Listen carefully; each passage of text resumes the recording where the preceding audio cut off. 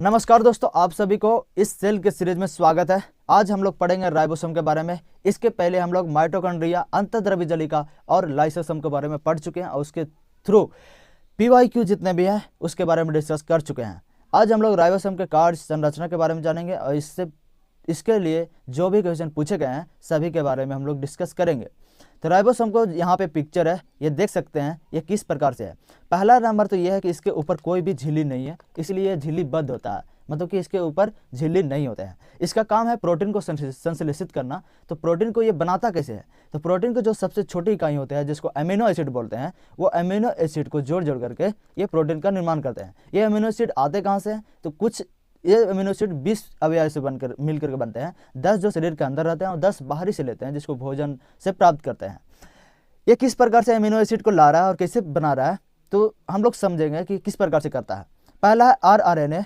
RRNA और rRNA को जो काम रहता है वो अमीनो एसिड को जोड़ना रहता है। टीआरएनए है, टीआरएनए को भोजन से अमीनो एसिड को लाना रहता है। तो टीआरएनए को कौन बताता है कि भोजन के अंदर अमीनो एसिड ये है? तो वो बताता है एमआरएनए। इसीलिए टीआरएनए को ट्रांसफर आरएनए बोलते हैं, एमआरएनए को मैसेजिंग आरएनए बोलते हैं और आरआरएनए जो है प्रोटीन को जोड़ करके प्रोटीन का निर्माण करता है। इसके बारे में हम यहाँ पे समझ चुके हैं। अब थोड़ा सा डिटेलिंग जान लेते हैं कि राइबोसोम किस प्रकार से संरचना और किस प्रकार से यह कार्य करता है। राइबोसोम को कोशिका का प्रोटीन निर्माण केंद्र कहते हैं, क्योंकि यह प्रोटीन को संश्लेषित करता है, मतलब प्रोटीन को बनाता है, इसीलिए इसको प्रोटीन का निर्माण केंद्र या प्रोटीन फैक्ट्री बोलते हैं। एग्जाम के पॉइंट ऑफ व्यू से बहुत ज़्यादा इंपॉर्टेंट है। राइबोसोम की खोज 1955 में जॉर्ज प्लाडे ने किया था। ये जो है सबसे छोटा कोशिका अंग होता है। सबसे बड़ा कोशिका अंग कौन होता है? अंतःद्रव्य जलिका। इसके बारे में हम लोग पहले भी डिस्कस कर चुके हैं कि जो अंतःद्रव्य जलिका है वो यहाँ से यहाँ तक फैले रहते हैं, लेकिन राइबोसोम जो रहते हैं इसी के अंदर सिर्फ तैरते रहते हैं। इसीलिए सबसे बड़ा ER है और सबसे छोटा राइबोसोम है। माइटोकॉन्ड्रिया और क्लोरोप्लास्ट में भी समय का राइबोसोम होते हैं जो 70S होते हैं। इसके बारे में आगे बताएंगे कि 70S और 80S क्या होता है। दूसरा है इसका संरचना। ये किस प्रकार की संरचना से बना हुआ है इसके बारे में डिस्कस करते हैं। यह है झिल्ली रहित। अभी तुरंत बताया कि कोशिका अंग जो है ये कोशिका अंग, इसके ऊपर कोई भी झिल्ली नहीं होता है, ये सिर्फ ऐसे ही तैरते रहते हैं। दूसरा है राइबोन्यूक्लिक एसिड, मतलब कि आरआरएनए और प्रोटीन से मिल करके बना होता है। यहीं पे बताया यह है आरआरएनए और यहाँ पे है प्रोटीन का छोटे इकाई, तो ये दोनों मिलकर के क्या बना रहे हैं? ये बना रहे हैं राइबोसोम। यह दो उप इकाइयाँ मतलब सब यूनिट से मिलकर के बना होता है, एक 70S और दूसरा है 80S। एस क्या है? एस एक सफिशियंट कोफिशियंट है, मतलब कि 1 kg क्या है इसके बारे में हम कैसे जानेंगे? 1 kg के बारे में जानने के लिए kg को हम एक सफिशियंट कोफिशियंट मान के चलते हैं। उसी प्रकार से एस एक सफिशियंट कोफिशियंट है जो वैज्ञानिकों को द्वारा बनाया गया है प्रोटीन को मापने के लिए। प्रोकैरियोटिक में है ये 70S राइबोसोम होते हैं, मतलब कि 50S + 30S। 50S जो होता है वो आरआरएनए होता है और 30S जो है ये प्रोटीन है, मतलब कि आरआरएनए 50% रहेगा और 30% प्रोटीन रहेगा, तब जाकर के ये 70S बनेगा जो प्रोकैरियोटिक में रहता है। और यूकैरियोटिक में रहता है 80S जिसमें 60% आरआरएनए रहता है और 40% प्रोटीन रहता है। इसका निर्माण कहाँ होता है? तो इसका निर्माण केंद्र के अंदर होता है। राइबोसोम का निर्माण केंद्र के अंदर होता है। अब इसके कार्य के बारे में डिस्कस करेंगे कि क्या क्या काम करता है। प्रोटीन का सबसे पहला जो काम है वो प्रोटीन को संश्लेषित करना। एमआरएनए के निर्देशन अनुसार अमीनो एसिड को जोड़कर प्रोटीन का निर्माण करते हैं। अभी तुरंत बताया कि अमीनो एसिड को कैसे जोड़ता है और प्रोटीन को कैसे निर्माण करता है। दूसरा काम है ट्रांसलेशन करना, मतलब कि परिवहन में भी मदद करता है। आनुवांशिक जानकारियों को प्रोटीन में बदलने की प्रक्रिया करता है, मतलब कि डीएनए हो गया, आरएनए हो गया, जो पिता का लक्षण है वो पुत्र में चला जाता है, तो उस लक्षण को ये प्रोटीन के रूप में कवर करता है और आनुवांशिक जानकारी को कवर करता है और प्रोटीन के रूप में कवर करता है और दूसरे पीढ़ी में भेज देता है। तीसरा काम है एंजाइमों को भी निर्माण करता है। ये कोशिका के अंदर कुछ एंजाइमों को भी ये बनाने में मदद करता है। चौथा, ये 2 प्रकार के होते हैं, एक मुक्त होते हैं, एक संलग्न होते हैं, मतलब अटैच्ड होते हैं। मुक्त राइबोसोम जो होते हैं वो साइटोप्लाज्म में पाए जाते हैं, मतलब कोशिका के अंदर, कोशिका द्रव के अंदर। ये है कोशिका झिल्ली, यह है केंद्रक और इसके अंदर जो द्रव पाए जाते हैं इसको कोशिका द्रव बोलते हैं। और इसमें जो छोटे छोटे कण रहते हैं राइबोसोम के, वो तैरते रहते हैं, तो उसको मुक्त राइबोसोम बोलते हैं। और इसी कोशिका द्रव्य के अंदर माइटोकॉन्ड्रिया रहते हैं या ER रहते हैं, तो उसके अंदर जो राइबोसोम रहते हैं वो क्या रहते हैं? अटैच्ड रहते हैं, मतलब कि संलग्न रहते हैं। एंडोप्लास्टिक रेडिकुलम मतलब ER में भी आर क्यों बनता है? क्योंकि उसके ऊपर राइबोसोम रहते हैं, तो वो अटैच रहते हैं, इसीलिए इसी को बोला गया अटैच्ड राइबोसोम। रेडिकुलम से जुड़े होते हैं और बाहरी उपयोग के लिए प्रोटीन का निर्माण करते हैं। ये सभी राइबोसोम के बारे में आप जान चुके हैं। इसके थ्रू जितने भी PYQ हैं उसके बारे में आप डिस्कस करेंगे। हम लोग राइबोसोम के बारे में बहुत अच्छे से पढ़ लिए हैं। अब इसके रिलेटेड जितने भी क्वेश्चन बनेंगे उसके डिस्कस कर लेते हैं। पहला क्वेश्चन में लिखा गया है राइबोसोम का आकार क्या होता है? राइबोसोम अभी हम लोग पढ़े कि इसका कोशिकांग से सबसे छोटा जो होता है कोशिका के अंदर वही राइबोसोम होता है, तो इसके अंदर जो सबसे छोटा ऑप्शन है वो सही आंसर है। अगला क्वेश्चन देखेंगे। अगले क्वेश्चन में लिखा हुआ है प्रोटीन संश्लेषण प्रक्रिया में राइबोसोम किसके साथ जुड़ते हैं? तो अभी हम लोग देखे, वहाँ पिछले वीडियो में हम लोग देखे कि राइबोसोम में 3 तरह से काम आता है। एक rRNA, दूसरा होता है tRNA, तीसरा होता है mRNA। तो इसमें क्वेश्चन में पूछा है कि राइबोसोम किसके साथ जुड़ा रहता है, तो इसमें तीनों है, rRNA, mRNA, tRNA, लेकिन सबसे ज़्यादा जो मुख्य रूप से काम करता है वो rRNA के साथ करता है, इसलिए ऑप्शन नंबर बी सही है। अगला क्वेश्चन देखेंगे। राइबोसोम में कौन सा कार्य नहीं किया जाता है?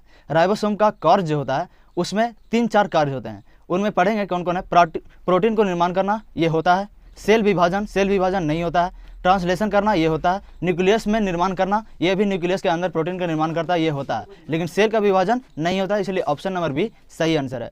उसके बाद अगला क्वेश्चन देखेंगे।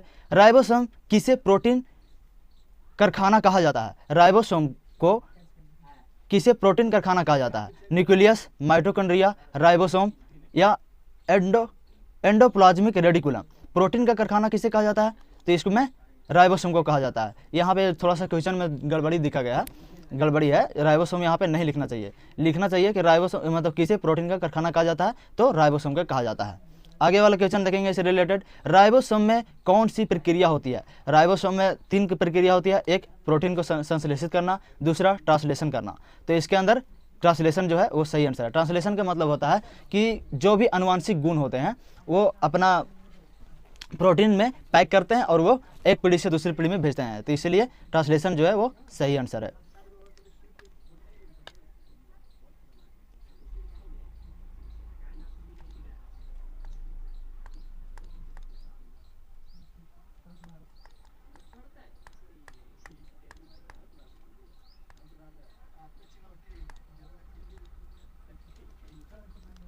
अब लिखा हुआ है राइबोसोम का आकार किसमें सबसे बड़ा होता है? किसमें? तो राइबोसोम दो तरह के कोशिका होते हैं, एक पादप कोशिका, एक जंतु कोशिका। पादप कोशिका बड़े होते हैं, जंतु कोशिका छोटे होते हैं। छोटे छोटे जंतुओं में छोटे छोटे कोशिकाएं होते हैं, बड़े बड़े जंतु होते हैं उनमें बड़ा बड़ा कोशिकाएं होते हैं। तो इनमें बैक्टीरिया है, छोटा है, पौधे पेड़ पौधे तो पादप कोशिकाएं हैं, तो इसमें तो नहीं राइबोसोम होता क्योंकि प्रोटीन का निर्माण वहाँ पे नहीं होता है। जानवर है, जानवर सभी बड़े बड़े कोशिकाओं से मिलकर बने रहते हैं, तो यहाँ पे जो राइबोसोम होगा वो बड़े होंगे, इसलिए जानवर इसका सही आंसर है। इसके आगे वाला क्वेश्चन में लिखा है राइबोसोम किसमें स्थित रहता है? तो राइबोसोम जो है वो साइटोप्लाज्म में स्थित रहता है। हम लोग देखें कि राइबोसोम केंद्रक झिल्ली और कोशिका झिल्ली के बीच में जो साइटोप्लाज्म होता है, जिसको कोशिका द्रव्य बोलते हैं, इसके अंदर उपस्थित रहते हैं। कुछ जो है वो ER में भी रहते हैं, कुछ माइटोकॉन्ड्रिया में भी रहते हैं और कुछ न्यूक्लियस के अंदर भी रहते हैं। तो यहाँ साइटोप्लाज्म में न्यूक्लियस भी दिया हुआ है, एंडोप्लाज्मिक रेडिकुलम भी ER भी दिया हुआ है। इसका मतलब जो इसका जो डी आंसर है वो सही होगा। राइबोसोम के 2 प्रमुख घटक कौन कौन है?